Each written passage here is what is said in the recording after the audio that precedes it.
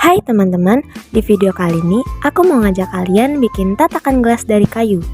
Tapi bukannya beneran ya, kita bikin versi 3D-nya di Blender. Ini cocok banget buat kamu yang baru belajar Blender karena aku bakal jelasin tutorialnya secara perlahan-lahan, langkah demi langkah, biar kalian bisa ngikutin dengan mudah dan paham tiap tahapnya. Oke, langsung aja kita masuk ke tutorialnya.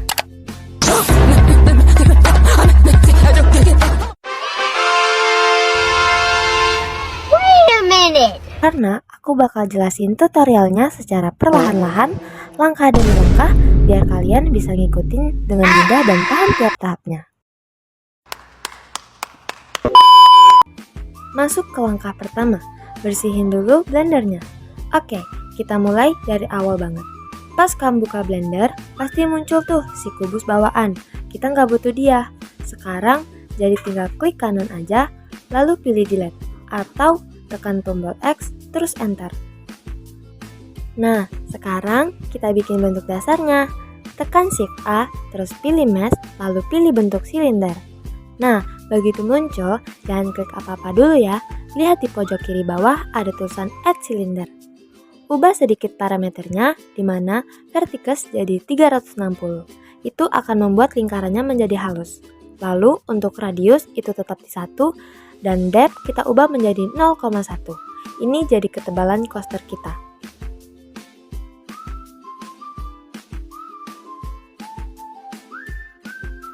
Langkah ketiga, masuk ke edit mode. Oke, sekarang kita mau ngedit bentuknya. Klik silindernya, terus tekan tab untuk masuk ke edit mode. Jangan lupa, pastikan kamu ada di mode face select yang terletak di atas sebelah kiri di bawah tulisan window. Atau biasanya shortcutnya tekan angka 3 di keyboard. Langkah keempat, bikin cekungan tengah. Nah, sekarang kita bikin cekungan di tengah coaster. Klik permukaan atasnya, terus tekan I buat insert alias masukin sisi ke dalam. Tarik mouse sedikit dalam, lalu klik. Setelah itu, tekan E buat extrude dan tarik mouse ke bawah sedikit biar cekung. Jadi, sekarang coasternya ada mangkok kecil di tengah. Langkah 5, bevel. Terakhir, kita bikin pinggirannya agak membulat biar nggak kelihatan tajam. Tekan ALT, klik kiri di tepi luar bagian atas coaster. Terus tekan Ctrl B buat bevel. Tarik keluar pelan-pelan sambil scroll tengah mouse buat nambah segmen biar halus. Kalau udah puas, tinggal klik aja.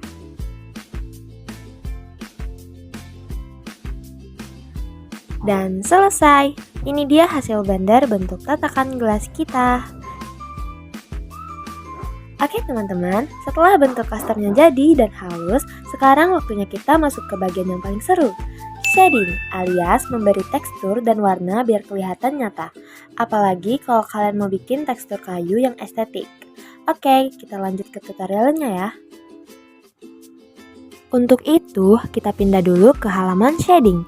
Kalian bisa klik tab shading yang ada di bagian atas layar Blender. Di sini kita bakal mulai mengatur material kayu, kasih tekstur gambar, dan bikin permukaannya kelihatan kayak kayu beneran. Oke, kita masuk ke langkah pertama di tahap shading. Buka material properties dan tambahkan material baru. Pertama-tama, klik objek coaster kamu, lalu ke kanan bawah, klik icon yang kayak bola dunia. Itu dia material properties. Klik new untuk nambahin material baru.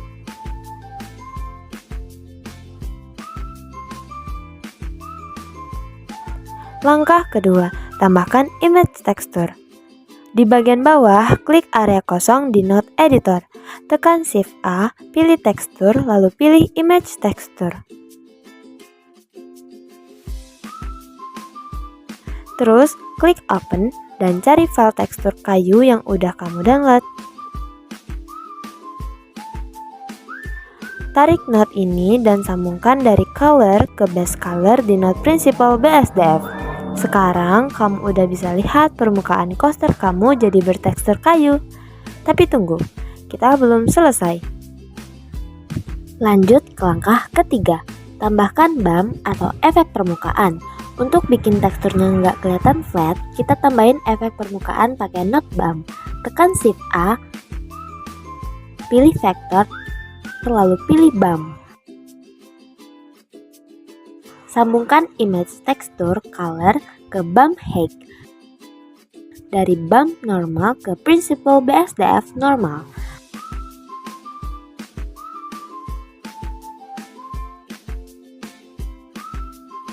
Lalu atur strength dari bumpnya jadi 0,2 biar nggak terlalu kasar tapi tetap kelihatan nyata.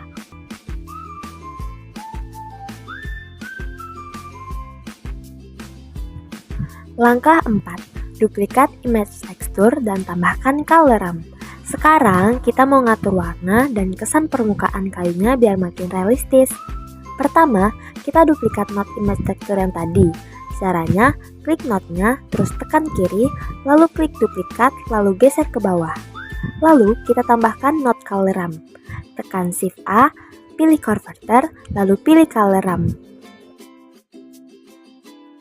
Sambungkan dari image texture color ke color ramp effect. Oh iya, ada tambahan penting nih. Sambungkan output color dari color ramp ke input roughness di principal BSDF. Kenapa? Karena ini bikin permukaan kayunya nggak kelihatan terlalu mengkilap, jadi kelihatan lebih alami. Langkah yang kelima, tambahkan mapping dan atur rotasi tekstur. Oke, sekarang kita mengatur arah dari tekstur kayu kita supaya kelihatan lebih natural dan nggak monoton.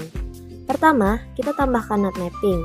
Tekan Shift A, lalu pilih vektor, lalu klik mapping. Setelah itu, sambungkan output dari mapping vektor ke vektor image texture. Nah, sekarang kita atur rotasinya. Di node mapping itu, ubah rotasi sumbu Y jadi 5 derajat. Ini bakal bikin serat kayunya sedikit miring, jadi tampilannya nggak kaku dan lebih realistis. Langkah yang keenam, tambahkan tekstur koordinat. Setelah mappingnya siap, sekarang kita kasih sumber koordinat untuk teksturnya. Tambahkan node tekstur koordinat. Tekan Shift A, klik input, lalu pilih tekstur koordinat. Sambungkan dari generate dari tekstur koordinat ke vektor di node mapping. Jadi, sekarang tekstur kayu kamu udah punya arah yang pas dan posisi yang konsisten di permukaan tatakan gelasnya. Oke, shadingnya udah kelar, coasternya udah tampil kece dan realistis banget. Sekarang, kita masuk ke tahap akhir yaitu lighting dan rendering. Pertama, kita balik dulu ke halaman layout.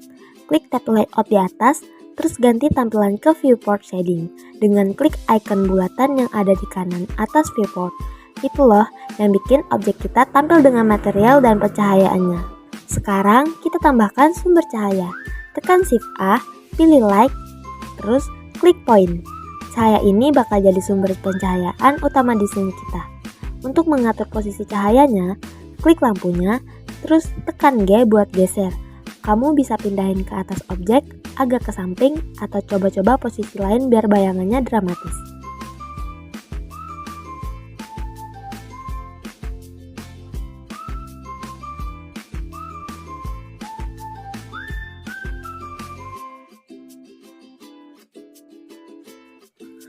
Kalau cahayanya udah pas dan kamu puas dengan tampilannya, sekarang tinggal render. Oh iya, di tahap ini aku juga nambahi sedikit background tambahan biar hasil rendernya lebih enak dilihat. Jadi, bukan cuma coasternya aja yang keren, tapi keseluruhan tampilannya juga kelihatan lebih profesional. Kalian bebas banget mau pakai background warna polos, plain datar, atau bahkan backdrop lengkung. Pokoknya sesuaikan aja sama gaya yang kalian suka. Intinya, lighting udah oke, background mendukung, dan coasternya udah tampil maksimal, siap buat di-render. Thanks for watching. Please subscribe.